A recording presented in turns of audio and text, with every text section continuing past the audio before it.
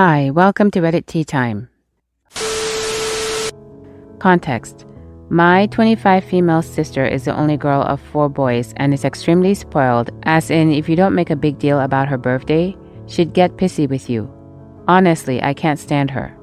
I just knew she'd make a bridezilla, but everyone would excuse it because she's the only girl in my dad's side of the family and the youngest of my mom's, so I just missed all the wedding stuff and came in the night before with a hotel already booked. My sister was extremely upset, saying she'd love to see us at the family dinner the night before the wedding. But as my wife, unknown to her at that stage, was 4 months pregnant, we didn't want to go out to dinner. We just wanted to order in and sleep. Anyway, as we arrived to the ceremony, family members greet us and kinda stare at my wife but smile or say nothing. Context. We have been trying for 8 years and have dealt with 4 miscarriages, so we didn't want to publicly announce it again, and my wife wore a loose-fitting dress, so unless you really looked, you couldn't notice. I think Mom told her sisters. After the ceremony, my sister kept giving us evil stares or just flat out ignoring us, refusing to take pictures with my wife, even forgetting to call us over for a picture with all our siblings and their partners. My family members secretly congratulated us, wishing us the best, but no one made a big deal. The only person who publicly said anything was my youngest brother's husband, who said, "Is this why you didn't come last night, so you could shock everyone today? That's effing tacky as crap, but congratulations, I guess." Now, here's where the trouble starts. When food came out, both my wife and I had seafood dishes, which made my wife feel ill. Now, I'll admit it was no one's fault. The menus were sent out before she got pregnant. So I ordered some McDonald's, which we ate in the car so no one would see. Unfortunately, my drunk uncle, who was smoking a cigarette outside, came over and asked us why we were eating in the car. I explained the situation. My uncle ended up telling off my sister about it, saying we shouldn't have to hide in a car to eat, that pregnancy was something to be celebrated. That was extremely inappropriate. He shouldn't have done that. So about 30 minutes later, when it was time for speeches, my sister said at the end of her speech, "And OP's wife is pregnant. Everyone turn around and give them the attention they're dying for." My wife busted out crying, which made me go red. I told her I'd see her at her next wedding and left. No one in the family has contacted me, but friends think I should have gone to the dinner the night before because it does look like we wanted to make her wedding about us. Now for some comments. Everyone sucks here. Both you and your sister sound petty and awful. It's clear you hate each other. Everyone sucks here. How hard is it to communicate and let your family know your wife is 4 months pregnant beforehand? Why does the family have to find out at someone's wedding? Everyone was rude. Weddings are expensive. Let the bride and groom be the stars on their wedding day, instead of trying to take the spotlight. It's someone else's wedding. Why not plan your own small party prior even? Not the bonehead. You didn't announce anything, and being pregnant is a delicate matter with how many miscarriages your wife had. Sorry, you have a hideous sister. Edit. After new development, I have to change my opinion to "you're the bonehead." Trying to be petty, using Reddit as a weapon, you and your wife are disgusting for going out of your way to be miserable to everyone. You're the bonehead, you're the bonehead, you're the bonehead. You're the bonehead for not quietly mentioning this to your immediate family before the wedding, or just showing up the night before so everyone can get their baby compliments out then. You couldn't really think your wife could just wear a loose dress and nobody would notice. Edit. Changing to "you're the bonehead" because I missed the part about the other brother's husband calling you out. Someone else noticed and called you tacky before your sister even said anything, so this leads me to believe you and your wife are the drama queen couple of the family. I refuse to believe you didn't do this on purpose. If you hate your sister so much, you shouldn't have even gone to her wedding in the first place. Edit 2. The downvoter should really seek out and read OP's comment about how his sister should have postponed her law school celebration for months after his wife's last miscarriage before you decide poor OP and his hostile womb-having wife are the victims here. Edit 3. Find OP's sister-in-law's comment and get your popcorn ready. You can remove your downvotes at any time. OP's sister-in-law wrote, "Hi, I'm a wife to one of OP's brothers. You literally did come to the wedding to announce the pregnancy because everyone knows your issues with Amanda. She isn't the spoiled brat you're making out. You and your wife have issues with her also. Did you mention the fact your wife is homophobic toward your own brother's husband, and that's why you were banned from all the pre-wedding events? She wore a maternity dress, and you both made sure to mention the pregnancy every moment you could. Even while your dad was giving his toast, you had to mention your wife couldn't have champagne because she was pregnant. How dare you try to make yourself the victim? Also, anyone on Reddit believing his lies. I'm 6 weeks pregnant. Amanda couldn't change the menu in time for me, so she personally had my food delivered. She said to give OP and his wife the attention they were dying for, because they both kept mentioning the pregnancy, like when they both had My Girl played while they danced and kept smirking at Amanda, basically doing gender reveal at someone else's wedding. I'm screenshooting everything, and tomorrow when everyone is sober, they're still partying. I'm gonna show the whole family. Because you didn't ruin anything leaving. You just did everyone a favor. And everyone taking OP's side, I hope you know he hates his sister because she's on her way to becoming a lawyer, not a proper traditional wife. And he calls her a spoiled brat because their dad paid for her college. So what do you guys think?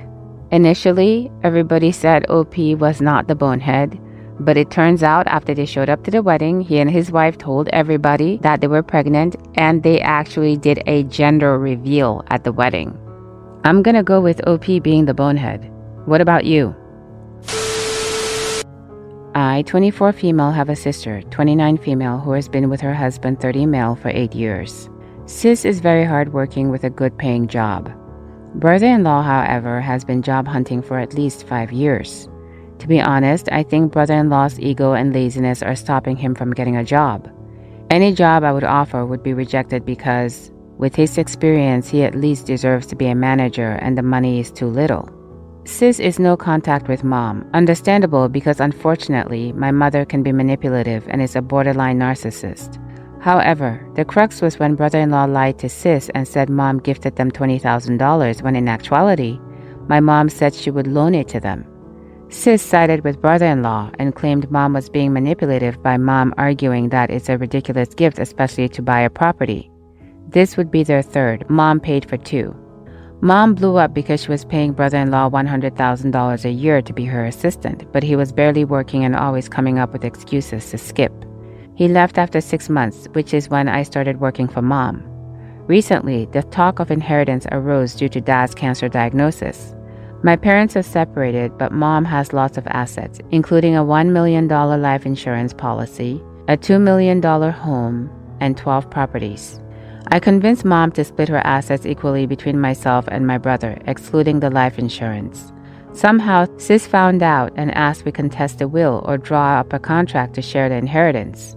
I refused because inheritance is earned. Besides, mom's alive so she can change her mind. Sis is upset and says that she deserves it just as much as we do, but I disagree. I work 12-hour days as my mom's slave, driving her around, managing everything whilst also being my dad's caregiver. She said bro didn't earn his, but he's only 19 and a student.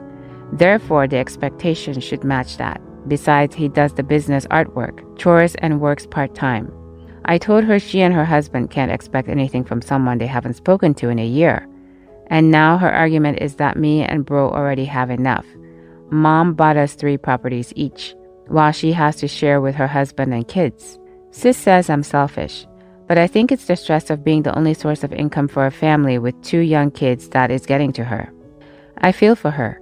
She said she's worried she might lose her job because she can't dedicate her time to her career because of the kids, but both go to childcare 3 times a week and brother-in-law is unemployed.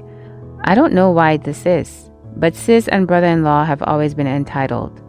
Before, when brother-in-law worked for mom, they would take mom's credit card for groceries and other shopping and not tell her. More than anything, I don't want brother-in-law's laziness to be rewarded with mom's hard work. Though I don't really like my mom, I can't deny she has set us up for life. To think of all the hardships mom endured migrating to Australia and juggling 3 jobs while pregnant to build her dream house and it could end up in brother-in-law's hands makes my heart clench. So am I the bonehead? If it was my sis and kids, I wouldn't mind, but her and brother-in-law are a package deal. Now for some comments. You're the bonehead. Why did you convince your mom of anything? You should have let her make her own choice and stayed out of it. You said your sister works hard, and just because you kiss your manipulative mom's butt doesn't mean she has to, too. Everyone sucks here and sound greedy and entitled. With all that money, surprised your mom didn't have a lawyer to recommend something like putting your sister's share in a trust for her children. You're the bonehead. Inheritances by definition aren't earned, except by the person whose money it is before they die unless they got it through inheritance, and none of you are entitled to anything. Your mom can just donate it all or spend it all, and that's that. You being a slave to your mother is your own choice when you're working as her assistant for $100,000 a year. And if your sister has gone no contact with mom, then yeah, she isn't entitled or deserving of anything just because she's related. You're the boneheads with rich bonehead problems. Last year, I, 31 female, received some jewelry from a relative who passed away. I have a small collection of vintage and modern jewelry I've collected over the years and work adjacent to the industry, so once the family had sorted out the major pieces, my aunt thought I would like to have the rest and gave it to me. There were no stipulations, just, this looked like something you might like.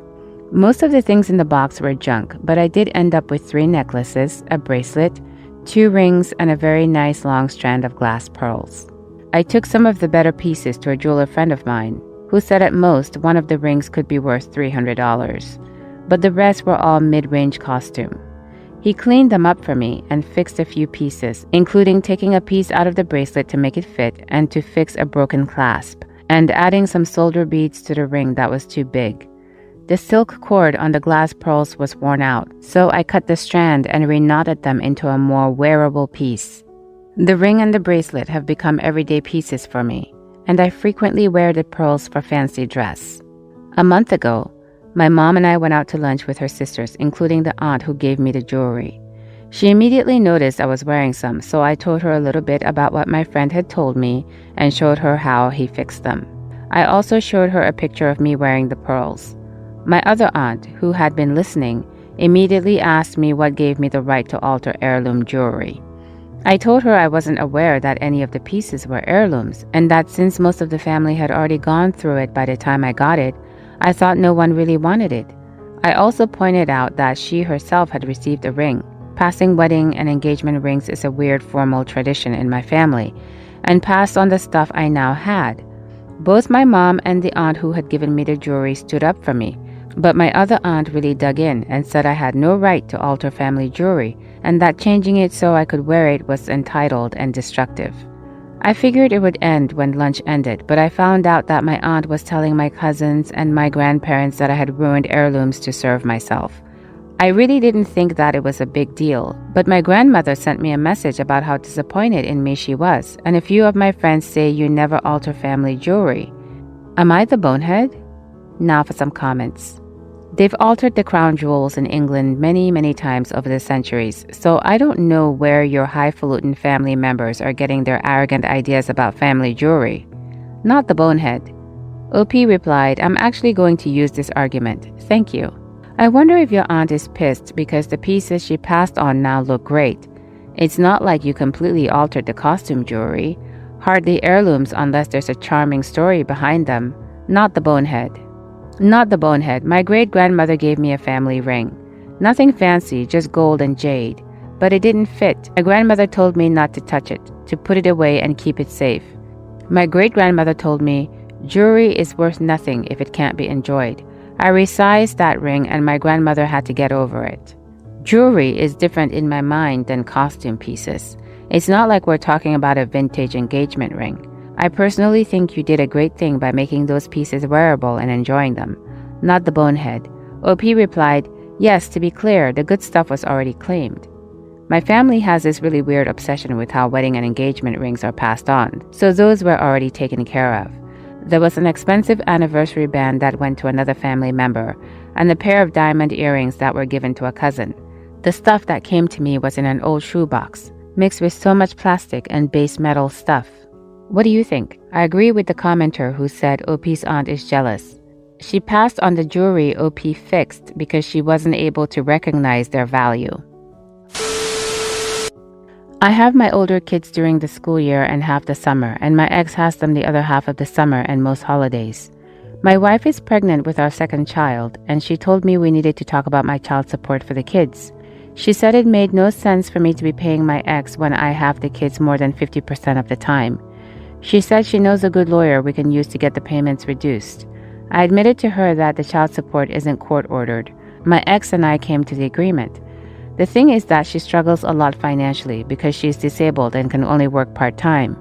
She's able to pay her rent and bills mostly, but I want the kids to be able to enjoy their vacations and not feel stressed that a trip to the arcade will bankrupt their mother. Also, my oldest child isn't actually my ex-wife's. They just bonded a lot when we were married, and he thinks of her like a mom. So if anything, I probably owe her more for him.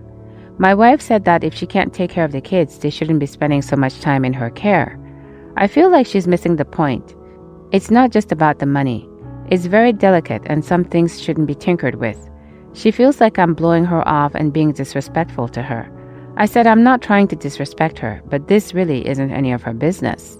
She said I'm taking food out of her baby's mouth, but saying it isn't her business. She's mad, and I'm not sure if I'm the bonehead or if she's just hormonal. Now for some comments. Not the bonehead. Unless your baby with your current wife is going to be destitute because you're paying the child support you agreed to pay, there isn't a reason to go back on your word. I'm not sure why your current wife takes this personally, but it sounds like she feels entitled to every penny you bring in, which she's not. Info. Would paying this support take food out of the new baby's mouth or otherwise deprive it of anything? You have kids with 3 different women if I read this right. I imagine this isn't the first time with issues like this. OP replied, I think we'd cut back on eating out or frivolous purchases before we decide not to buy food. We're not living paycheck to paycheck by any means. Info. Are you giving X so much that it literally is making it harder for you guys to pay your bills and such?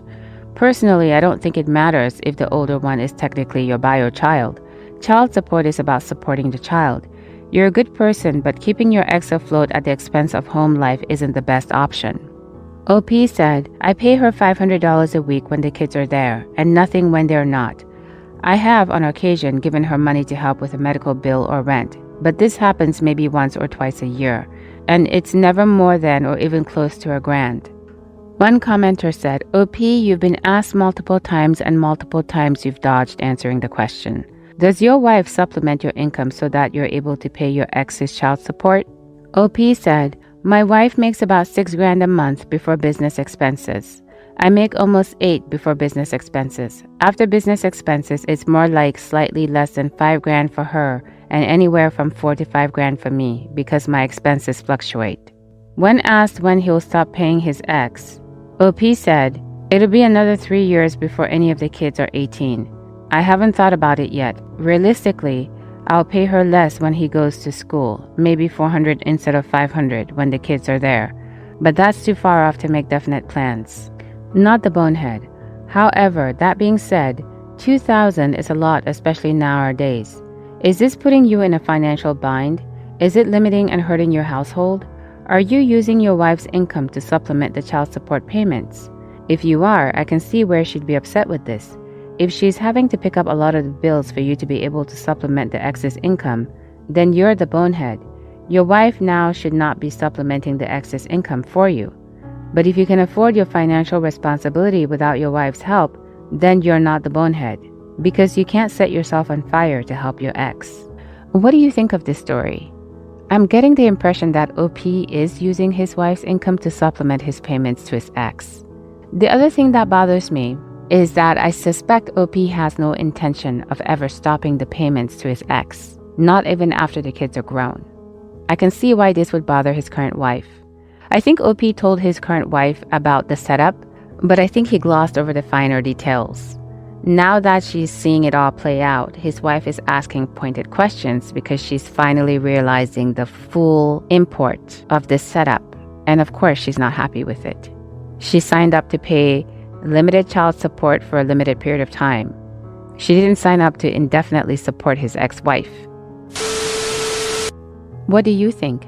Please let me know in the comments below. If you like these stories, please consider subscribing.